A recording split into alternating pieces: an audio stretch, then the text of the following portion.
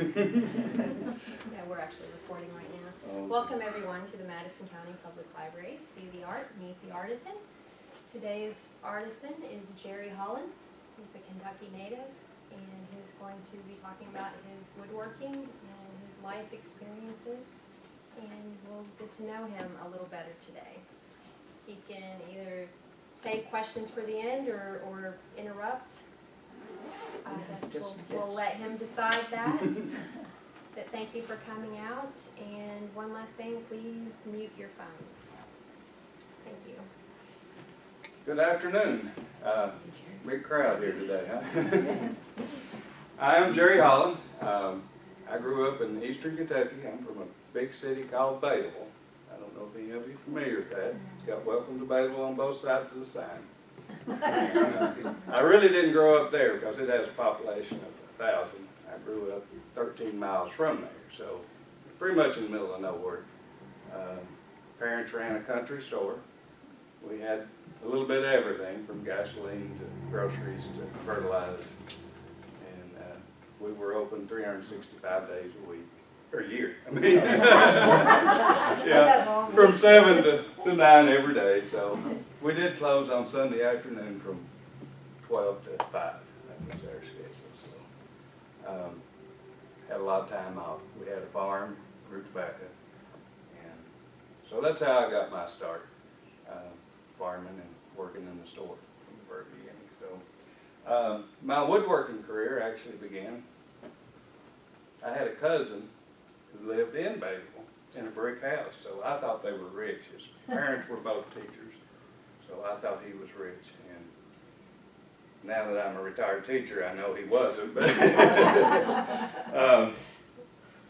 anyway, he come to play with me one day, and he had this little airplane in a plastic bag he put together, you know, it was a lightweight balsa wood. We flew it all day. And I was about 7. I thought, after he left, I'll make me an airplane. So I got a coping saw and a 2x4, and I sawed out the shape of it. And I started cutting the nose for aerodynamics. And that's when I first got my woodworking injury. I got a little scar right there still to prove it as a woodworker. And I didn't understand aerodynamics and, you know, have weight and all that. So the plane didn't fly too well. And my dad said, "You won't do that anymore." And he was right. I wouldn't do it anymore. You know, parents today take a hatchet away from a kid, but, you know, a little different times. So then my next woodworking project that I actually have an example of was I went to a cousin's house. He had TV, and I was going to watch cartoons on Saturday morning. So I stayed all night with him Friday night. We didn't have a TV, so watched cartoons. And then we went out with the neighborhood kids, and we had these little plastic guns. You pull the trigger, and they go bang. We chased each other all afternoon. Had a big time. So I thought, I'll buy me one of those guns. So I got home and looked at my Sears Roebuck catalog and saw the price on those guns and realized how many pop bottles I'd have to pick up to pay for it. And I started to work. I'm sorry I brought a gun here today, but I started to work on my gun. Now this one would, unlike theirs went bang. Mine would actually shoot because you put a rubber band here, stretched it back here, and you could flip it right off, and it would shoot. But you couldn't leave it loaded because if you did, the band would stretch out and it wouldn't shoot the next time you needed it. So that's my, I guess, for an 8-year-old. And then in grade school, they showed us a picture of Daniel Boone where he came through the Cumberland Gap. He had carved his initials in a tree, DB. So I carved my initials on that. Now that I've gotten older and a little wiser, I don't think that would have been Daniel Boone's initials that he carved, because it would have been overgrown by the time we had a camera to go through there to take a picture of it. But that was actually in my books in history. So anyway, what I plan on doing, that's my growing up phase of my life. Show you some of the projects I've done, and it's been variety. Talk a little bit about my professional career and my woodworking career. And so as my professional career, I ended up in Berea College, like a few people here. and graduated with a degree in industrial education. From there I went to Eastern and got a master's in wood technology. So I understand the structure of wood and what makes it do everything and how a tree grows and all that, for whatever good that's worth, but I've got a degree in that. And I started teaching in Pikeville, Kentucky, independent school in the city. And it was an excellent opportunity for me to learn how to teach and really have some great kids because they were really interested. And the school had a lot of funding, which made it a city school, and we had at least 1 millionaire kid in every class.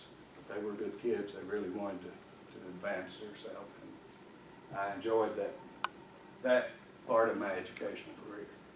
Then I went to Lee County, where I'm originally from, and taught 1 year as a teacher in industrial arts, and I had completed a master's degree in counseling by that time. I don't know why I kept going to school, but I did. So then I became a school counselor for 9 years. And come on in. Hi, how are you?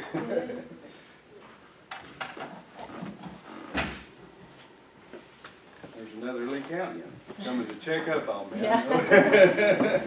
Former Lee County. Check your story. Okay. Anyway, where was I? Oh, I was counselor 9 years at the secondary level. Then I went into the adult ed program, and I was the GED coordinator and teacher for 5 years. And then I did a tour of duty as principal for 9 years. And then I retired. And after that tour of duty, that's why I say I'm the stealth woodworker of Berea, because I built a shop down on Scaffold Cane, and I don't have a sign on the building. And at first, I really didn't want to talk to people after I retired from teaching,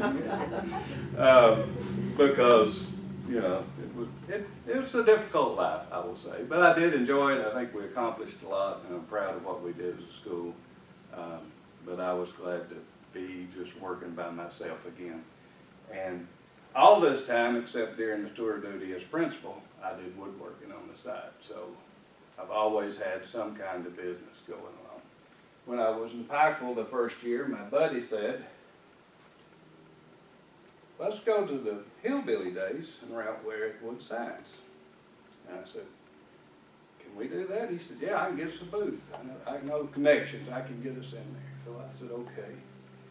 So we set up a little tent and get some redwood blanks and all. And he went to the Hank Williams Jr. concert the night before. He didn't come in feeling too well the next morning. And he said, you have to route the signs. And I said, well, I've never routed a redwood sign before. But we routed redwood signs and did pretty well. So that was the start of my craft show phase of my life that I went to. After that year, I went to about 12 to 14 shows a year. Went to Honey Festival, Black Gold Festival, Jenny Wiley Festival, Apple Days, all those all over eastern Kentucky. I routed redwood signs. And because I grew up in a country store, I thought I had to have a little bit of everything. So I made cutting boards, jewelry boxes, pop guns, you name it, I had it in my booth. And along that process, I started making these little boxes here. A, B, C, and then they had either a D, or a duck, or a bear on it. And they had a little lid support.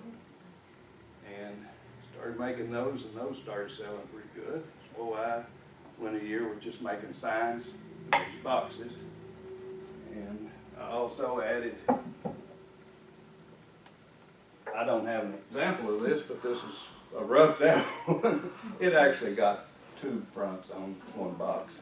And I use this to catch lumber as it comes off my planer, because I put a table over it. So I had a train, and I had a box with toys. I also had a bench that said the ABC toy or train. And come on in. Sorry. You're welcome. Come in and have a seat. And how long a stay were we looking at? Just some woodworking. Woodwork, Jerry. And then I had a bench and a peg rack to match these. So I did all these, and I applied with the Kentucky Craft Market Program to go to New York at the International Gift Show at Jacob Javits Center, and got accepted and took just the boxes. Now, I went into New York City, I still had cornbread running out both corners of my mouth, you know? And first time I'd ever been there, a little bit scared, a little bit intimidated, but they really liked to listen to me talk because of my Eastern Kentucky accent. And I probably added a little more to it just to help with sales a little bit. And they had no clue that I had any type of education, you know, at all. But anyway, I had probably made 100 of those toy boxes when I went up there. And I came back with orders for $29,000, and that was in early '90. So I was a little bit deer in the headlight when I got home. And how am I going to make all those boxes? Plus, I'm working full-time as a guidance counselor at school. So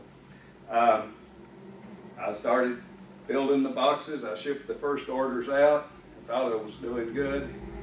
Started working on the second set of orders, and then the people who ordered the first orders started calling back wanting more boxes. So I was a bit of a limit. So I ended up, I worked from 6 to 10 every night, and I had everybody that worked for me was either going to school or working another job, and this was a second job for them. So we worked every night from 6 to 10, and then Saturday and Sunday was all day, anytime you wanted to come and work. And then from 10 o'clock to midnight, I packed everything up and put it in the back of my pickup because I lived in the middle of nowhere. Sure, you can tell where we lived. I put everything in the back of my truck and took it to school with me, and the UPS driver would come and take the boxes out of the back of my truck for shipping. So, you know, if Jeff Foxworthy ever wanted a good joke, it would be, if your pickup zone for UPS is the back of a pickup, you could be a redneck. So that was me. So I did that I went to the International Gift Show for, I guess, 7 years. And then I ended up kind of going through a little divorce and selling the company, and I didn't do that any longer. So, but another guy bought it and ran it for 7 or 8 years, and then he sold it to somebody else. And I think in '08, when the economy crashed, they quit selling the boxes. But, you know, that's an example of woodwork.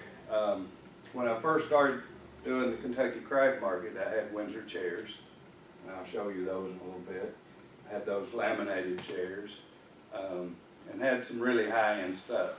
And this sold to the mass population, you know, and I made some money off of it. And I also had them on QVC.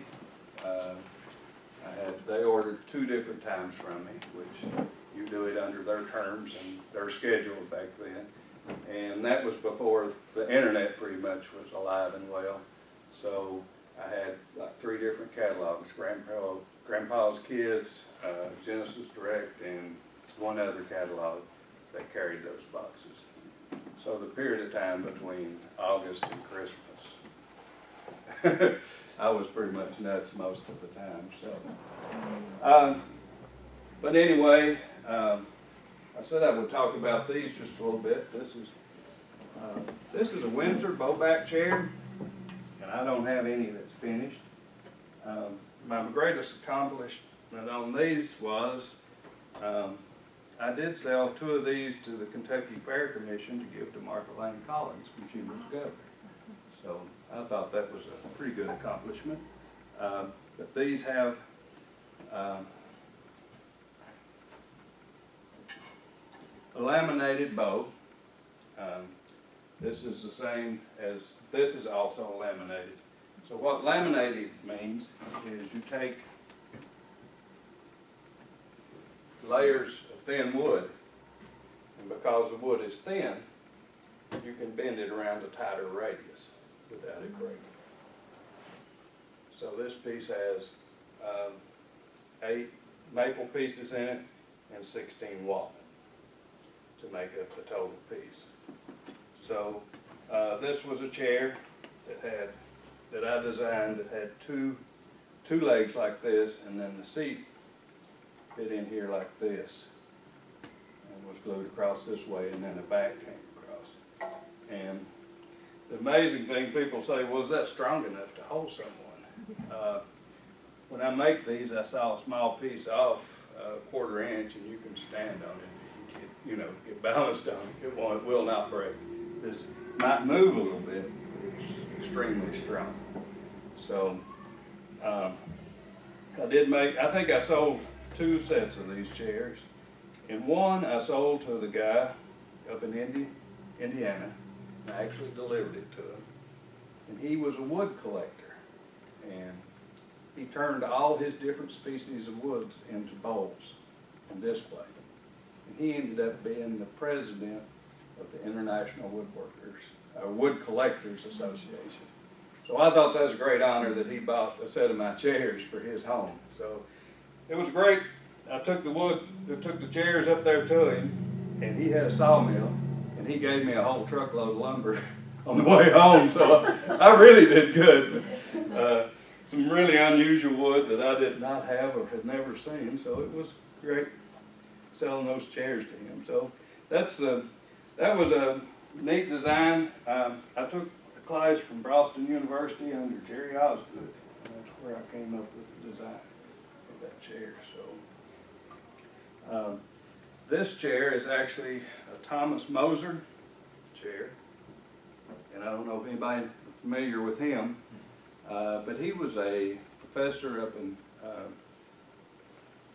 Pennsylvania, I believe, and he fell in love with Windsor chairs, and he started making them, and then he set up a company. Now he has a major company building Windsor chairs, modern design furniture, and he's done quite well as a commercial manufacturer with those chairs. But this is similar to one of his styles, and of course his are not necessarily handmade, but this bowl has got the laminated pieces, so it was flat. I've just got it rounded down. I've got 6 of these started, so this is where I'm at with them. Of course, the bowl goes here into the seat. The seat is hand carved. Basically, I take I've got an angle grinder with a blade that looks like a chainsaw bit on it. It spins around, and then it's got a blade about this big around. So I drill my holes for my depth. Then I take that grinder and I grind this down. I've got a pattern I put here to keep from getting back in this area because I want a nice straight edge all the way around through there, even curve. So then I carve it down. I drill the holes beforehand, and then it'll have 4 legs that go through like this. And instead of having stretchers, I put, I guess it's called a keel. Anyway, it's from boat building. You bend a curve, so I'll notch a place for this curve to fit in there, and it'll fit here into there, so it'll be a curve like that. The Thornet chairs that you see from England have those on them. And then the spindles,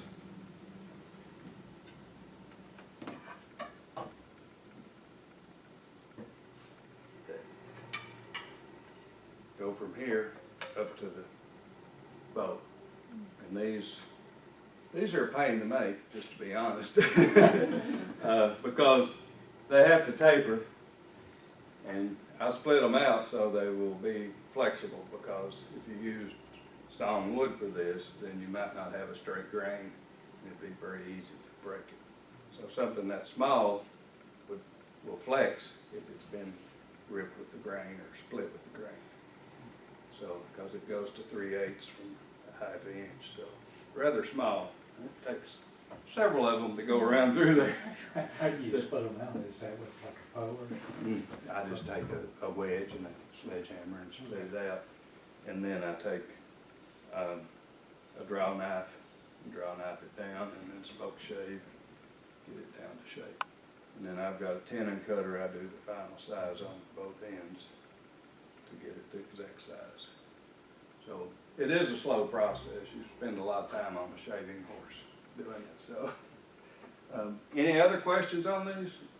I know I went through that pretty quick, and I don't have anything together for you to see. What kind of glue do you recommend for something like that? Or what do you use? I just use the polyvinyl glue, the white, yellow glue, top bond too. That's what I use on. Now this particular chair here, because it has so many layers and so much width, by the time you get all that wrapped around a jig to clamp it in place, it takes some time. So I use a urea resin glue, which is a yellow, real hard colored. You can see the color of it there. It's a yellow color. You mix it up, it's a powder. And it doesn't creep any, it won't give any. So it's good for laminations that are pretty severe. And I was wondering because I've had chairs, rocking chairs especially, after a few years they start to creak and stuff and give, because of the glue, or is that? More the way they're made. Just the way they were made. Getting the wood the correct dryness when you build it, and the way you put it Now together. the other question, how cured is your wood when you build a chair? The wood, I'll dry it down in the shop till it's about 9%. 9%. Yeah, which is pretty low. Because I was wondering if, once you fit a chair together, will it expand any? in It time? will. I mean, well, if you're making a traditional ladder back chair, you Right. want your legs to be green, and your spindles going in between be really dry. Right. So as the legs dry, they get tighter rather than looser. So a lot of people don't understand that principle, but it will come back to bite you eventually if you don't follow those. So Yeah, I've had a crack. yeah. Split. Yeah. Jerry, you were doing so well with the craft. Was there a point when the principal stuff was being just stressful and you're making money at the wood, you just wanted to go into, Yeah, you stayed with the there- school to retire. It just seems like, why weren't you just running with the wood? I mean, Well, it seems like I you're made doing an really early well. decision, and I didn't say this early on. I taught about 3 years, and I thought I really want to go back to a high-skilled woodworking school, and that's why I visited the ones up in New England. I went to Leeds Design Studio, Rochester Institute in New York, and I figured out how much I made as a teacher, and how much my insurance would cost, and how much I would have to produce as an individual, and still not have any retirement, which is kind of in question right now anyway. But I decided, I started out young as a teacher, so I could retire when in my mid-50s and do woodworking. I didn't understand that my joints wouldn't work as good, and I didn't feel as well as I did when I was working 17, 18 hours a day, 7 days a week. I didn't calculate that figure in there. That wasn't mathematically possible. But so that's why I a smart stayed. decision. Yeah, it's And then smart. once I took the position as principal, it was, it's a 24/7 dock shop also. So I pretty much had a big flower garden at home, and I play in that when I get home during the spring and summer to keep my sanity, but I didn't do any woodworking during that time. So, other things I make, like this one, rolling pins. Now, I don't know if any of you saw these at the shows or whatever, but this is a Berea twisted tree. Now this tree can only be grown in Berea in a raised bed with organic fertilizer and water out of a rain barrel. Now that's the only way it'll grow.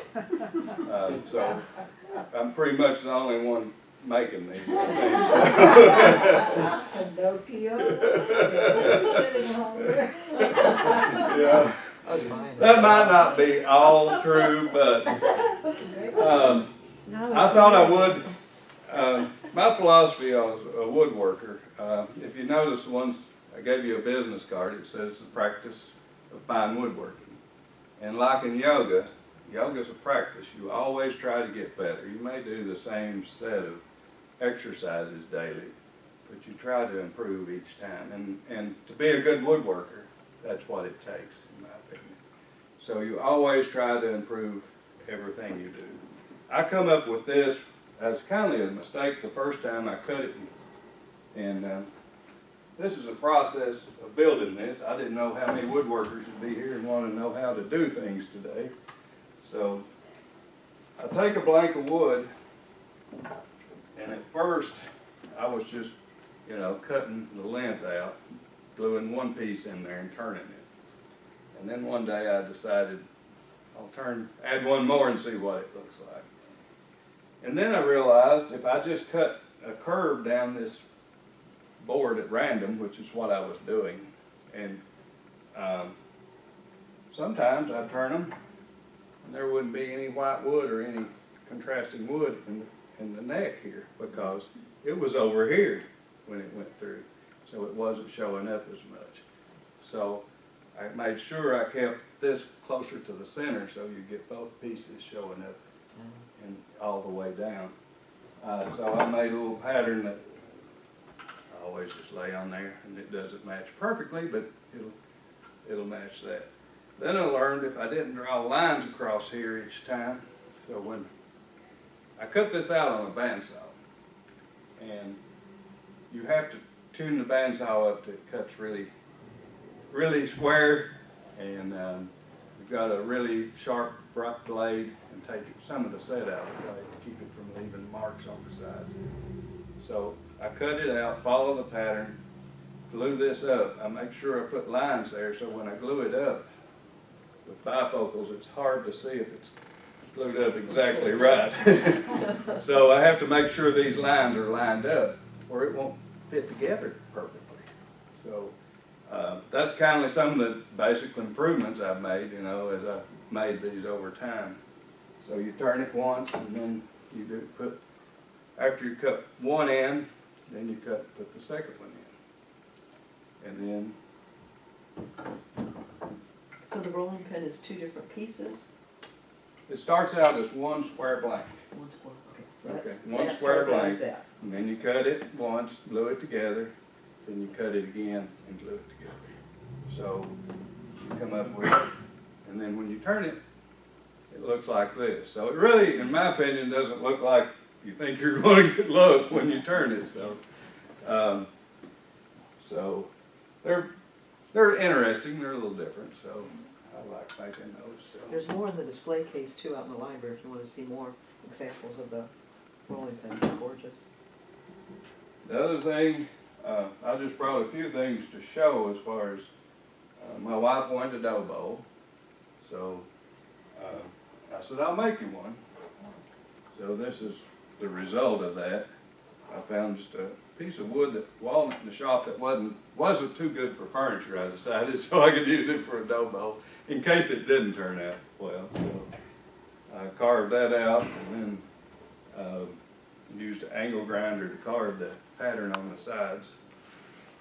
And it had a big knot there, so I just drilled a hole and made a handle for it. So just fly by the seat of the pants design, I guess it's called. What did you use that for? We put it on the table, and I move it off, and she puts it back on. Centerpiece. Yeah. Okay, got it. And she puts a few little things in it. Yeah. And then I'll put a few little things in it. She'll take my things out, you know. But, you know, lots. Jerry, can you explain what a dough bowl is to people? Dough bowls were originally coined back in settler days, I guess, were made primarily as buckeye wood, out of buckeye. And buckeyes are really white wood that's really soft and easy to carve. So most of the dough bowls were bigger bowls. They were wider than this and about maybe half this long and deeper. And that's what they used to mix up their dough for their breads. So the Buckeye became the tree of choice for that type of bowl because it's easy to carve. One thing I didn't say, like the Windsor chair, you know, I'm not a purist as far as woodworking comes. All the traditional Windsors had a pine or poplar or seat because it's easy to carve. But that also are not as strong. So I use walnut or cherry, whatever wood I'm using at the time. It's a lot more difficult to carve, but I'm using power tools to carve it rather than just a chisel. I have to use a chisel some in the process. So, you know, you adapt based on what philosophy you want to work with. So, the other thing I've been making lately with the craft shows that I do are end-grain cutting boards. And these are book matched. So you have a repeat pattern. This had 2 sections of wood in it. A lot of them I just have one piece. But it's book matched so you get a repeat pattern. So I can stand that up. Can everybody see the pattern in pretty much still back there? You want to pass it around? Okay. So I started out making those by, for example, I took a piece of oak and without the walnut on the side. And, you know, I cut 2 pieces, just right here. And then those 2 pieces, I have a board that I cross cut like this in here. And then I stand those up. Because the face was touching each other, they were a perfect match. Now the base will still match, it'll be off just a little bit because they're this distance apart. You know, what you're seeing is the growth rings in the tree. So that's what creates this pattern. So as the tree grows, the growth rings taper. So if you'll notice on my boards, especially the wide ones, that pattern will get smaller as it goes from one end to the other because of the taper of the tree. So I first just started out cutting oak and gluing it together like this. And then I'd cut out a piece of walnut and glue it together like this and glue them together. Well, that didn't get these lines matching, and I didn't particularly like that. So then I had the bright idea that I could glue the walnut on the side and put it together that way. Well, the first time I tried that, I had a little bit of a problem because this is a softer wood than this. Thank you. So although you're running it through a machine with a planer that cuts the wood, it should be uniform thickness. This is about 3/1000ths of an inch thinner than this, which is about, I had some hair, it'd be about the thickness of one of my hairs, which is not much, you know. But if you add 12 of those together, you're coming up with that much width. So your board's being bowed. And I couldn't figure out, why is it bowing like that? So then I started cutting this piece wider, and then I ripped it down to 3/4 after I glue it all together. And I also have a big belt sander that I run it through and just barely touch the surface. And it'll take the wood off the oak because it's a little thicker and not touch the walnut. So that's, you know, as a woodworker, you have to solve problems. And that's why I said to them earlier, I wish woodworking was taught more in school today because it's been thrown out with the baby, I think, in the wash water, you know. It teaches you to think, problem solve, and follow a process. And that's very important. And kids don't get that today in school. They don't learn to follow a process.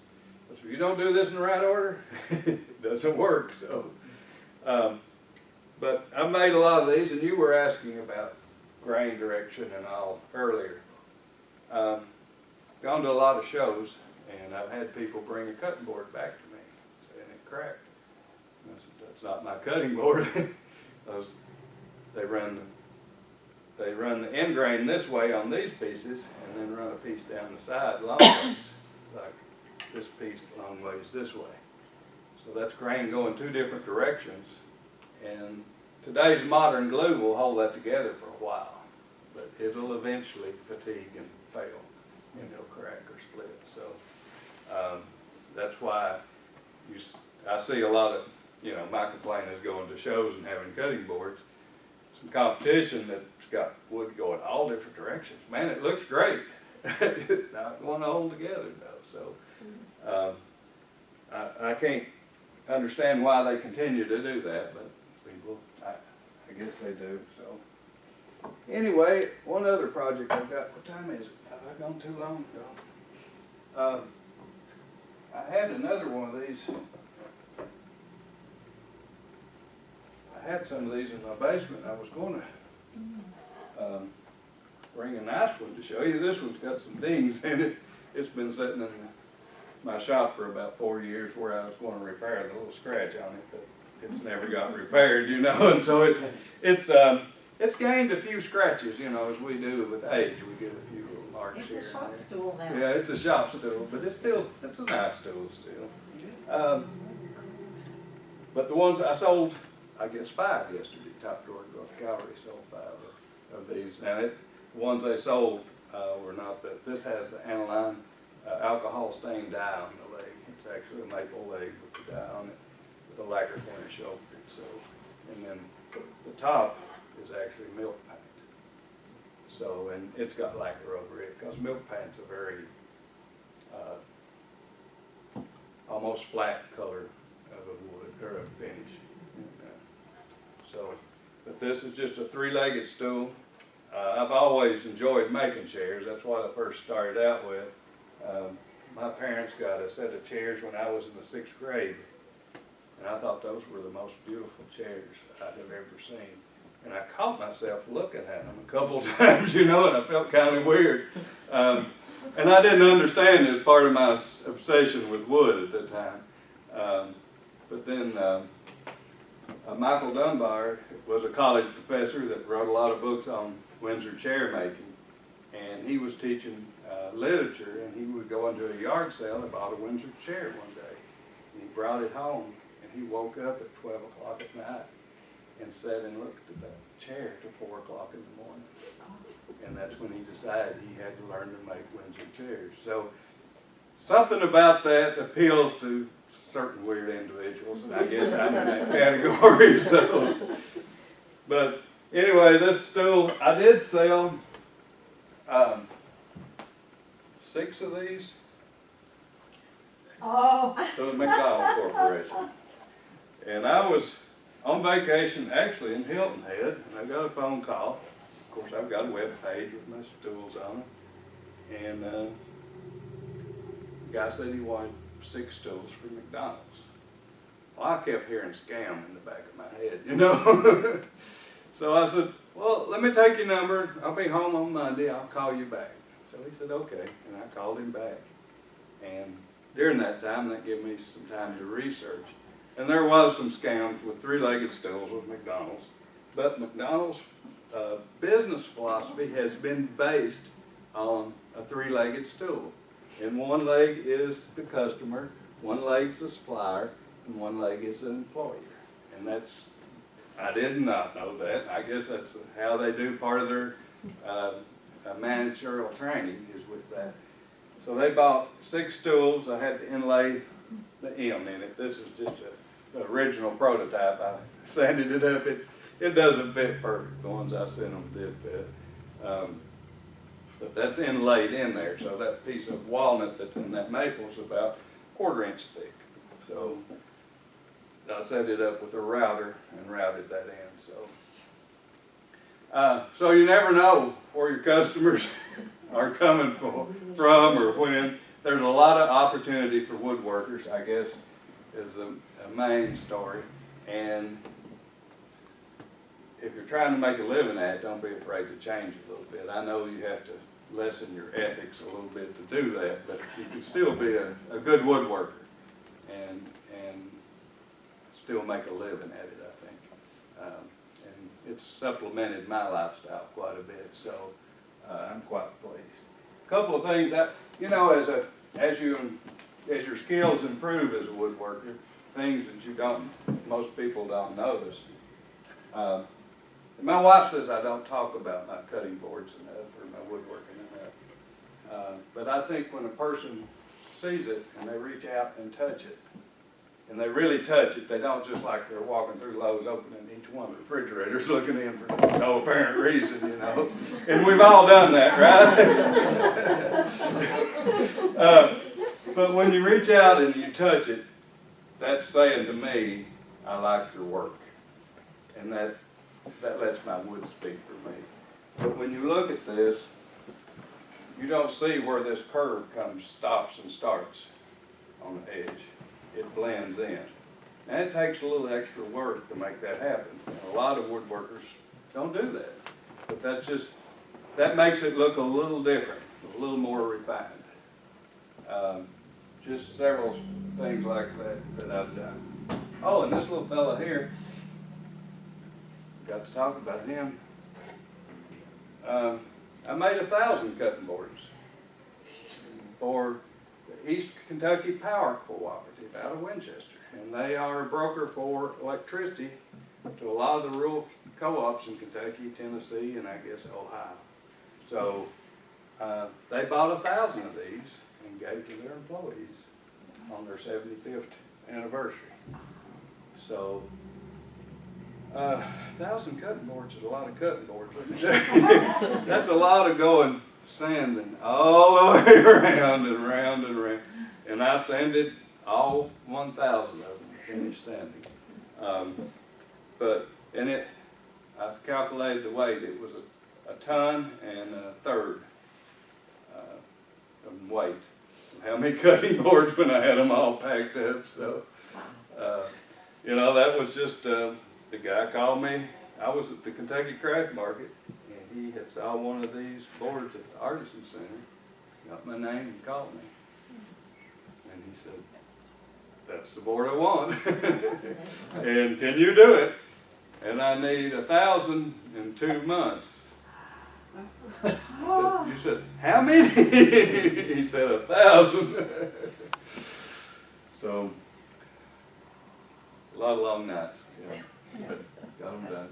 How long did it take you from when you first started, not individually, but I'm gonna get somewhere here, to where you started working smarter, not harder? You know what I'm saying? Yeah, I know that. Like you're saying, the process. Yeah. I've not done a little work and just other things in general, but things have taken me 10 hours, and then I've learned, hey, there's a lot of shortcuts I can take to do the same process, but it'd be a lot quicker, or different methods of doing it, to where the last time I did it took me 4 hours. Well, I did these in batches of about 80 to 100 at a time. In that, you know, I'd finish that many, and they'd give me different. It'd take me 2 days worth of gluing to glue them up, and then get them planed, and then sanded, and get them engraved. So I did a process like that 10 times. So I broke it down to more manageable rather than try to do everything at once. And you do improve on skill. My problem is I'm a bit of a perfectionist on some things, which I really shouldn't be. And it costs me a lot of time, you know. But What kind of finish are you putting on cutting boards? the cutting boards have just a mineral oil finish. They're baptized, they go completely under, they're not sprinkled. So I put them all the way under, and then I let that drain. I leave them under a minute or so, and then I let that drain completely off dry, and then wipe them off. And mineral oil is a finish you can easily add back. If you cut it and leave a mark, you can sand it, put more oil back on it, and it doesn't build up like some of the other oils will, or it won't become rancid like some will. So, And you have to use mineral oil because it's a cutting board, right? Because it has to do with food. That's why you Yes. don't use other kinds. some people use walnut oils, and you know, I have a intolerance to nuts, so that's you know, that would affect me, you know. So you know, there are quite a few different finishes.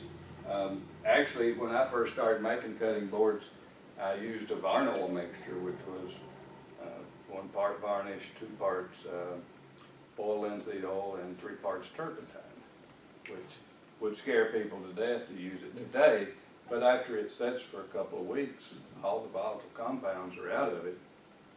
It's probably never going to affect you, or it won't affect you, but people are afraid of that, and they just don't want to do it. But it did protect the boards and keep them looking better. I've got my board, I got a little small board, I don't know how many years old. I hear my wife rattle the wine rack, and then I hear that little board hit the counter with a few nuts and cranberries and stuff on it every night for the bedtime snack, you know. So, it's been washed a lot and still looks nice. So I brought this one just because of the beautiful pattern. You know, we don't, most commercial lumber mills will throw this lumber out because factories don't want it because it's too hard. It chips and doesn't stain well. But this is basically where two trees forked, or a tree forked really, not two trees, but the limbs forked. So you get this pattern where the two limbs start growing together. You get the wood cell structure start to add an unusual pattern. So it's referred to as crotch wood, which is not that great sounding, but you know. But I think it's beautiful, and you have to sand it smooth rather than run it through like a planer or whatever, because it'll tear out on you really bad. Where do you get your lumber at? Are you set up to mill lumber, or? No, I'm not. I get it from some off of Craigslist. I've got a couple guys that's got wood miser sawmills that we get some from them. And so that's the thing with these in-grain cutting boards. You have to glue them up really accurate because you have to sand it after it's glued up. You can't run it through like a planer or whatever. The surface is smooth. So, any other questions for the good of order? That design that you have on the one where you made the 1,000, how Yes. did you do that? That's lasered in. I had someone do that for me. And it's designed for, they submitted to me for that, so. And the M on the McDonald's top, wherever it's at, that is their registered trademark M. I had to use theirs. Yeah, you didn't have to put the R or the. No, I did not. And I actually had several, I guess with McDonald's, a lot of them were, one person will own 4 or 5 stores or 6 stores. And I had a couple of different people call and want their logo and the M and name and all on it. You know, I wasn't wanting to get into commercial art, so I didn't really do any more. What did McDonald's do with those stores? They were using it for training with their staff. I didn't know at first, you know, I thought, well, they'll just take my pattern and send it to some other country and have it made a lot cheaper, you know, which could happen. But I got some money out of it, so I was happy. And plus, they sent me a $50 gift card, so.